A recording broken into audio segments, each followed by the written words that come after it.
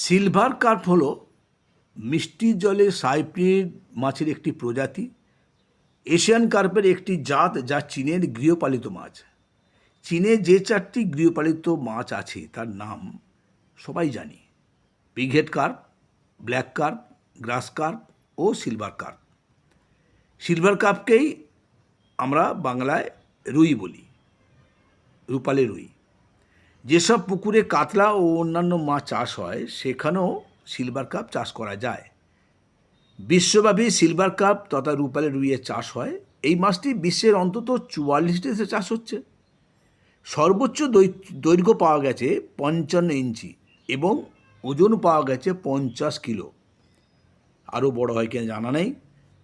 তবে বাঙালি মাছ ছাড়া ভাত খেতে পারে না, তাই গরিব মানুষদের কাছে এটাই রুই কাতলার বিকল্প। স্বাধীন মাছ, তাতে কি, একটু ভেজে তেল মশলা খরচা করলেই সুস্বাদু হয়ে যায়। এই মাছে ভিটামিন ও মিনারেলস ছাড়াও অন্যান্য অনেক দরকারি উপাদান রয়েছে। অ্যামাইনো অ্যাসিড থাকার কারণে রোগ প্রতিরোধ ক্ষমতা বাড়ায়। ভিটামিন এ থাকার কারণে বয়স্ক ও চোখের সমস্যাযুক্ত শিশুদের জন্য ভালো দৃষ্টি বজায় রাখতে সাহায্য করে। এটি একটি মসৃণ ত্বক ও স্বাস্থ্যকর চোখের জন্য টিস্যু রক্ষণাবেক্ষণে সাহায্য করে। যে পুকুরে এইসব মাছ চাষ হয়, ছোট অবস্থায় পুকুরে এটা শ্যাওলা খেয়ে নেয়। পরিণত বয়সে পচা জলজ উদ্ভিদ খায়।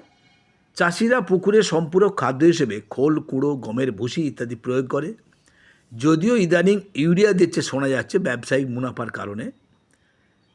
বিশেষ উপকারিতাগুলো আজকে আলোচনা করব, জেনে নেব। রক্তনালী পরিষ্কার করে। রক্তে কোলেস্টেরলের মাত্রা কমে যায়, যা রক্ত জমাট বাঁধার সম্ভাবনা কমায়। রক্তে চিনির পরিমাণ কমে যায়, তাই এটি ডায়াবেটিস রোগীদের জন্য খাওয়ার পরামর্শ দেওয়া হয়। নখ ও চুলের মান উন্নত হয় এবং দাঁত মজবুত হয়। সর্দি কাশির সাথে মোকাবিলা করার পরিস্থিতি তৈরি করে। ঘুম স্বাভাবিক হয়, অনিদ্রা কেটে যায়, ওজন কমাতেও এটা কিন্তু সহায়ক।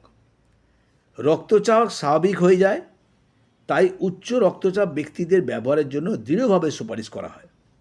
স্ট্রোকের ঝুঁকিও কমায়। স্নায়ুতন্ত্রের ক্রিয়াকলাপকে স্বাভাবিককরণে অবদান রাখে এবং শ্বাসকষ্ট ইত্যাদি হ্রাস করতে খুব সক্ষম। ইমিউন সিস্টেমকে শক্তিশালী করে। বিদ্যমান protein, carbohydrate, vitamin E, A, B, calcium, phosphorus, sulphur, sodium.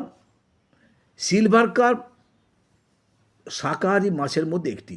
এটি চীনের দেশীয় মাছ। এটাকে ভাজা ছাড়াও সর্ষে পোস্ত দিয়ে কারি বানানো যায়। কালিয়া খেতে খুবই ভালো লাগে। টমেটো সর্ষে দিয়েও অনেকের বানায়। জিরে আদাতে তো মন্দ লাগে না, তবে পেঁয়াজ রসুন দিয়ে রান্নায় আলাদা মাত্রা আনে। সকলেরই পছন্দের পদ। ধনে পাতা সংযোজন করলে তো কথাই নেই।